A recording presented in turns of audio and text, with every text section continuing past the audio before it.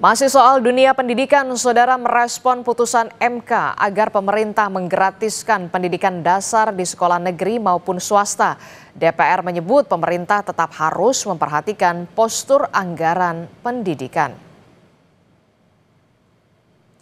Wakil Ketua Komisi 10 DPR fraksi PKB, Lalu Hadrian Irvani, menjamin putusan MK akan dimasukkan dalam revisi Undang-Undang Sistem Pendidikan Nasional.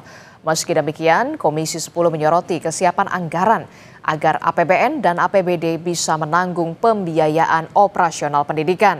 DPR juga menekankan perlunya mekanisme yang transparan untuk memastikan sekolah swasta mendapatkan subsidi yang memadai tanpa mengorbankan kualitas dan kemandirian pengelolaan keuangan.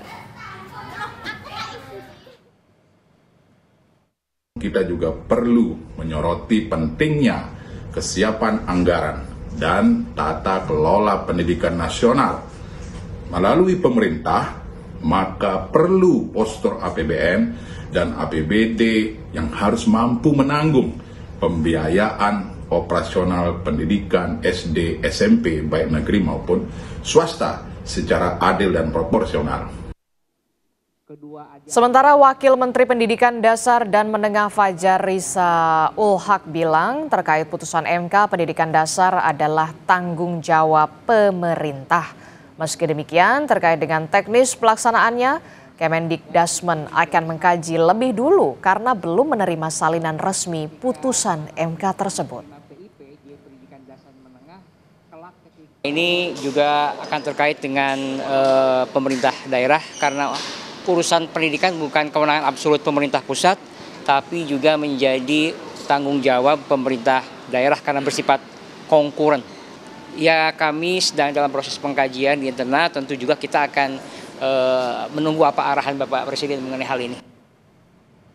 Mahkamah Konstitusi memutuskan pemerintah harus menggratiskan biaya pendidikan dasar dari sekolah dasar hingga sekolah menengah pertama, baik di sekolah negeri maupun sekolah swasta.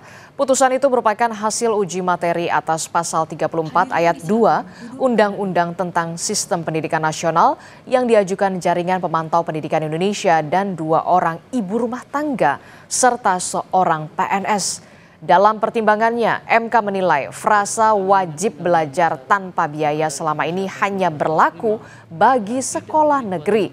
Padahal daya tampung sekolah negeri terbatas. Akibatnya ada kesenjangan akses ke pendidikan dasar.